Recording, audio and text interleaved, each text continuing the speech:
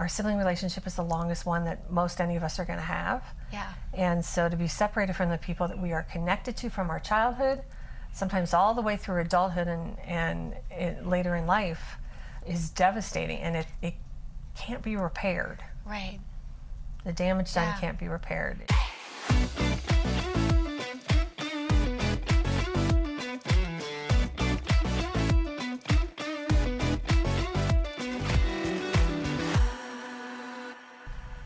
Welcome back to Talking with Teri TV. I'm your host, Teri Cardula, and in today's Business Spotlight, one woman's road to service in the nonprofit world has taken her through an interesting journey of advocacy for children, leadership management, and business success. Here's Stacey Sanders, Executive Director of Elevating Connections with more. I'm super excited to have you here today. I am so excited to be here, Teri. Thank you so much. Well, let's dive in. But before we dive in here, let's give a little snippet of just how you got to be where you're at today. I was born in a log cabin, and then I'm just kidding. I was like, wait, log cabin? We're going way back. So got here today. It's not a straight line of how I got here. So I got here through a lot of hard work. And passion, and having people support me, and picking the right mentors. Wonderful. Well, so you've been a leader in the community, and how have you evolved and changed to really better serve the community and your team? So leadership it's unique to each one of us, and I learned the hard way that there's a big difference between leadership and management. So I've been in management and leading people for most of my career. And a manager is a manager of people and time and details. And it's less about lifting people up. Yeah. And so what I've done is done the hard work over my career and paid attention to the leaders that I admired and said, okay, I want to be like them. And then also paid attention to some of the leaders that not so great, that made me feel like I was inadequate or that I wasn't doing a job well or couldn't do a job well. And there's always these lessons learned, right, during seeing that and Absolutely. Experiencing that, right? You get to experience what I call contrast, right? Yeah. And it shows you what it is that you do desire and what it is that you don't desire, and then you can adjust accordingly. Exactly. And I think the really strong leaders are the ones who do that, who take those lessons from the hard situations that we all find ourselves in and figure out what works for them and what doesn't. And at the end of the day, what's been important to me is, can I lay my head on the pillow knowing I did the best I could by my team and the people that I serve? And was I true to myself? Yeah. And the way I did that is lots of trial and error. And then a few years ago, I was fortunate enough to participate in a leadership academy. And it gave me an opportunity to learn more leadership skills, but learn more about myself and the kind of leader I want to be. And it changed the direction of my organization and how I lead, and the success changed pretty quickly. How so? When I became less focused on, we need money so that we can really run this organization well, it's money, money, money. And I switched it around to the mission of the work that we do and focused on that. Then I started attracting people who were like-minded but not the same thinker as me, cared about our mission, cared about the kids that we serve, and had different ideas than I did. And so it's amazing how that switch, it was literally a switch. I mean, not literally, of course, but there was a switch that just went off. And I can tell you, this day it was one way, and the next day it was completely different. Wow. And it was a board meeting that I had that I'm like, oh, I found my footing because I focused on the right thing. And then it became about lifting people up, my volunteers, the kids I serve, the community, the donors that want to help support us, and less about me and my desire for money and the outcome.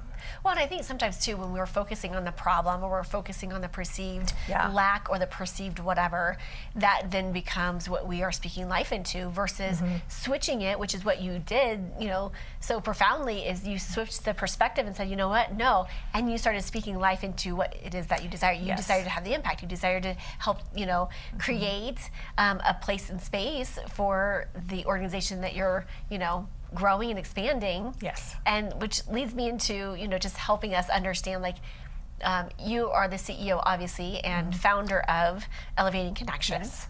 Tell us what that is and how you got involved. Like, what was the motivation and the inspiration behind starting it? So the mission of Elevating Connections is we work with siblings that have been separated through the foster care system. I'm going to let that settle for a second. Yeah. That's a concept that most people don't know about. Yeah. And so siblings get separated. And then we also work with older youth who've experienced foster care to help them find their voice through the arts, so they get to speak their truth in a way they've never been able to before. And we are 9.5 years old.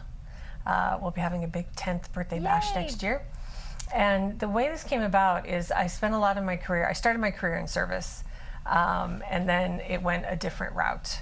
And I was in retail, and I opened up a flower shop, which was a dream of mine, to own a flower shop. And after I closed that, it was time, I took a break and was trying to figure out what I wanted to be when I grew up. And I went into retail management. And then after I stopped that, where I learned a lot about people and how to manage people and how to deal with customers. That's a whole other episode. Yeah. But it was from there that I said I need to get back to my roots of human services. And so I started working for an organization called Advocates for Children, CASA, Court-Appointed Special Advocates. And they, CASA volunteers work with kids that are in foster care and advocate for their best interest. Shortly after that, I learned that siblings get separated. And my mind was blown. And I started volunteering for the summer camp that came to Colorado that reunites siblings separated in foster care. And from that moment on, I was hooked. And so in 2014, after we had our second summer of summer camp, there was a conversation about camp is amazing. It's truly an amazing part of what we do, and watching the kids be together is awesome. But for many of those kids, that's the only time of year they're together. Yeah. And so the decision was made that I would start a nonprofit with a very small but wonderful group of people to serve siblings throughout the year. Yeah.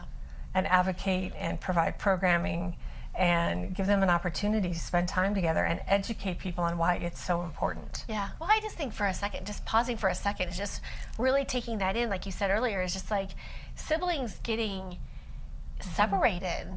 Yeah. And I'm very blessed that I didn't have to go through that experience, but I can't imagine, like, going through a crappy situation to begin with, and then just to leave your support system. It's just, it's heartbreaking. It is, I cry a lot. Yeah. I was not expecting that, but it's just like, it touches you. Like, it just, I can't imagine, like, it not, and just being able to spend one time a year with them. And so what a brilliant concept, and what a brilliant way to help see a need and bring in supports to make that happen. We're very deliberate in what we do. So there's nobody in the state of Colorado serving siblings the way we are to this day. So we've been doing this for almost 10 years. And I've become known, and Elevating Connections has become known as the sibling expert in the state of Colorado, which means we can help fight for the kids in newer and bigger ways. And it is heartbreaking. I've had conversations just in the last week with family members and foster parents who are really trying to keep siblings together, and there are decisions being made that are making that next to impossible. But what we do is a solution to some of these things. And giving kids the opportunity to just be kids and spend time together. Because they will tell you at any age, that being separated from their sibling was harder than being separated from their parents. And so our sibling relationship is the longest one that most any of us are going to have. And so to be separated from the people that we are connected to from our childhood, sometimes all the way through adulthood and later in life, is devastating, and it can't be repaired. The damage done can't be repaired. It can be adapted to, but it can't be repaired. So taking that mission and vision, and now, what do you anticipate? Like, what is the next piece for this as you evolve it and grow it? What are you looking to do with it? So one of the things I've been very clear about with my team and our donors is that this organization will be here long beyond me. We're building a solid business, nonprofit, but still a business to allow the connections to be there for these kids for as long as they need it. And our next big project is we eventually want to have an elevating youth cafe where the youth can be there to perform and share their stories and learn job skills, and the community can come, and we'll have a community garden outside. I'm very excited about that concept. And a space for them to come and do their workshops and a safe place to land. Because one thing that makes us unique compared to all the other organizations that work with this population is nobody ages out of my program. So many programs. I mean, I was a mental health therapist for decades, and that was always the case. It was always like, okay, and we would always like, okay, what age could they be, and would they start at what age? And it was always a constant thing. It's like, wait, this goes until 21, and this one goes to 18, and this one goes to this one goes to 26. You know, we were always, and that's a brilliant way of standing out and being different. Yeah, we just I don't know about you, but at 21 years old, 22 years old, I still needed help. And I didn't have some of the situations that these kids face. And so they can come to us once and then come back 5 years later. We don't have rules of how often you have to participate. We're a place for them to feel like they belong and a place to be heard. And I have some young adults who are in their 30s and mentoring some of the younger youth coming up behind them. So tell us a little bit more about the services that you offer. I know you mentioned camps, and so now expanding that piece about what are some of the things that you're offering right now? So we are in summer, so I'll start with our summer camp because that's how we started. Our camp is now called Camp Connect, and it's the first week in August, so it's coming up fast. And it's an amazing week where we focus on the sibling relationship, but they also get to do all the camp stuff. So horseback riding and swimming every day in the lake, and we bring in a carnival, and there's a carnival night. There's so much fun stuff, and this is one of my favorite nights is they get to do it's a talent show, and so all of a sudden all of them have all sorts of talents. It's amazing, and it's so much fun to see their personalities just come out on stage. And the key thing for us is that they are always bonding with their siblings. They're having meals together. They're in the same cabin, same gender. Kids are in the same cabin, which is not something they're used to a lot of the time. So we just get to watch them make those memories, and we have a really great team, mostly volunteers, that come on board to help support them. And so that's our main programming for them. And then every single month we have 2 sibling connecting events that allow the kids to just come together. They do an art project usually, and then there's a physical activity, and everything we do includes food. So they're always breaking bread together. Sometimes they're literally breaking the bread, and then they're playing. But we just let them be kids. There's not a lot of rules. They don't have to do the activity. They just want to be with their siblings. And so that's and we do lots of advocacy and education for all the stakeholders who are making decisions for the kids, so they can understand from their perspective the challenge of being separated. And then our second line of programming is our youth arts and youth voice programming. So we give youth of all ages the opportunity to speak their truth through all sorts of different art modalities. Started with spoken word, and then we've got all sorts of visual arts and performing arts, including comedy, because you can tell your story in so many different ways. And we had our first arts festival in May, which was specifically for youth in foster care, and it went better than I could have imagined. Wonderful. So now we'll be having that every May. I love it. This is wonderful. Well, we're gonna take a quick break. And we're gonna come right back with Stacey, hearing more about how you can get involved, and also just some of the business aspects about owning and creating a nonprofit and really creating the impact that people have. So make sure that you stay tuned. We'll be right back.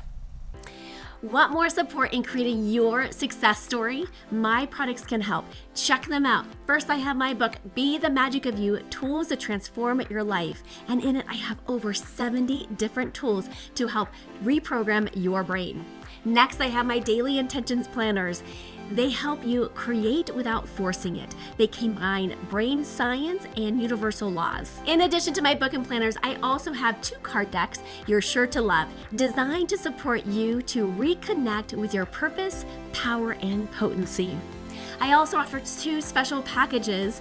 The first is a success package. In it, you'll have my book and a year's supply of planners to help you bundle and save. Next is my favorite, the empowerment package. You can supercharge your life and business by getting all the products at one low price. But wait, there's more. I also offer a yearly subscription called the 7-Figure Business Box. Each quarter, you'll receive a physical box mailed to your home, a live 2-hour intensive training, an hour-long fireside chat with an expert in the industry, a guidebook packed with even more resources. To order anything you see here, just go to my website, talkingwithteri.com. And we are back with Stacey Sanders with Elevating Connections. And we were talking earlier about the business aspect, because having a nonprofit is still a business. Yes. And it needs to be run like a business in order for it to be profitable. So tell us a little bit how running a nonprofit has been different than your other previous businesses. So the biggest difference between a not-for-profit and a profit is it's a tax status. So I don't pay taxes. Yeah. But everything else is pretty much the same. Yeah. I have payroll, I have insurance, I have overhead, I have office supplies, I have supplies for our programming. All of the things that go into running a business go into running a nonprofit business. Yeah. And so we need funds for all of those things. I have a budget, and I work very hard to stick to that budget, so that we're not spending more than we need to spend. But I think there's been a concept for nonprofits for decades and decades and decades that the people running it should do so voluntarily if they can, which we can't. Right. Or on a shoestring budget and really scrimp and save. And so it's a misconception to say that a not-for-profit also means not for money. Right. Well, I think that is, again, you're running a business. Yeah. It's still a business. Yes, you're having impact. Yes, you're serving. But at the same time, it comes with expenses, and it comes with having to pay for the staff and the personnel in addition to that. Because I think some people just want to say this money goes to 100% programming, right? In reality, it does go to programming because everything we do is about our programming. Right. But we can't do programming if we don't have dedicated staff. It's not sustainable. Yeah. And then what that means is that siblings in the state of Colorado have less opportunities to be together. And so that's not acceptable. Yeah. So we work really hard to get donations, and including in-kind donations and people giving us office supply or art supplies and all the things that we need, but we need a lot of things. Yeah. Just for summer camp alone, to make it a great week, we spoil the kids. So they get t-shirts and sweatshirts and backpacks full of stuff and blankets and stuffed animals and all the art projects that they do and all the things that they come with, scrapbooking. And so, not to mention all the people that we need to have there to help run the summer camp. So that week alone cost us about $42,000. Yeah. And worth every penny. Yeah. But we need staff and we need volunteers. And so if I didn't have to ask for money, I would be thrilled. Yeah. But that's not the reality we live in.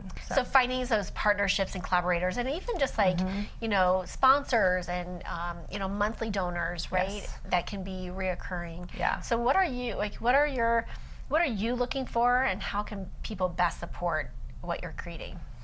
One of my favorite things is finding collaborations and partnerships. And they don't have to be dramatically big money, $100,000. Although that would be nice. That would be great if you have it. Write the check, please. Elevating I know you're connections. out there. Exactly. I'm talking to you. There's somebody out there with $100,000. I know it. It's all about who you know. Exactly. Right? But if we have a $5,000 sponsor, that pays for our t-shirts and sweatshirts at camp. Yeah. If we have a $2,500 sponsor, that's carnival night. If we have a $10,000 sponsor, that helps pay for our arts festival that we have. Yeah. So those things can go a long way, and that seems, for some people, like, well, that's not a lot of money. And for other people, it is a lot of money. For us, it's a lot of money. Yeah. Every $5,000 donation, every $50 donation makes a difference. Yeah, it adds up. It costs $50 just to fill that backpack of goodies for the campers. So I don't turn down any amount of money. We also like in-kind donations. So do you have a business? Are you a printer? We do lots of printing. Would you like to support us that way? Do you have a t-shirt company? Hello. Yeah, right. You know, I would love to have a t-shirt company on board because we spend a lot of money on that. Yeah. And do you sell art supplies, or are you an artist and want to do a workshop with us? We pay our artists to do that $100, and not a ton of money, but it's our way of acknowledging that you have talent and skill and should be acknowledged for that. Yeah. So any final thoughts around how people can support you and your organization? Yes, absolutely. The best way to do it is to either follow us on social media. We're very active on Instagram and Facebook, or go to our website at www.elevatingconnections.org. And you can reach out to us because we need help all year long, including on our board of directors. I forgot about that. I love that. Okay, yeah. So if you need a volunteer, that's another place, an opportunity for you. And so let's hear a little bit more about this leadership piece for you. Like, you know, again, you're in this nonprofit, and, you know, it does take a team. I feel like it's so much more because you rely so much more on, you know, volunteers and people coming to support, you know, in that capacity. So just share a little bit more about the leadership that you've evolved and grown into. I would love to. I think one of the things I'm most clear about is that you have to know your own heart and what's important to you. And then bringing other people in to help support the mission and the vision that you have, knowing that you don't have all the ideas. I don't have all the ideas, nor do I want them. Yeah. But what I do really well, and I've just really understood the importance of this just recently, is finding good, kind, smart people who have ideas that I don't, but care about the kids that I serve. Yeah. And they come to the table and put the vision that I have into action and make it happen. Love it. And I couldn't do it without them. So being comfortable enough to say, I don't have all the ideas, but these wonderful people do, is how you see your dream come true. And just know that if you've got a vision and there's something you want to do, you should go do it. Yeah. So just, again, embracing what it is that passion and purpose that you have, and going for it. And at any age, I was 44 when I started working in child welfare, and 47 when I found Elevating Connections. Yeah. Middle of my life, and I got a lot more to do. So find your calling and go answer it. Yeah, I love it. That's brilliant. Yeah. Any final words of wisdom or final thoughts here before we wrap up today? I think the final thought that gets me through some days is, some of the difficult days, is there's light in every day. And there's joy in every day. And so find that. And I tell that to the kids that I serve. Find your joy, find your light. I love it. Yeah. Find your joy, find your light. Brilliant. This has been absolutely delightful. You mentioned your website, but just plug it one more time for people so they can go donate, connect, collaborate. And even if you just know, I know that each and every one of us knows about 250 people. That's the non-networked person. And a lot of you are networked, okay? I see you, and that you have the impact to connect with 1,000 people. And if you're on social media, that can be easily 10,000 people. So just by you listening to this episode today, you're making a difference. And by just sharing, liking, contributing, connecting, you can help support a bigger mission, a bigger vision, and really helping support siblings and connecting that way. Yeah. That's a brilliant way. So, website, please. www.elevatingconnections.org. And we'll take all the help we can get. Yes. Thank you for being Thank this brilliant you. light. As always, be bold, be brave, be fearless, be the magic of you. Massive love, and we'll see you on the next episode. Thank you for joining me today. Don't forget to like and subscribe. Make sure you hit that notification bell to find out about my upcoming shows. Thank you for tuning in today, and I'll see you next time.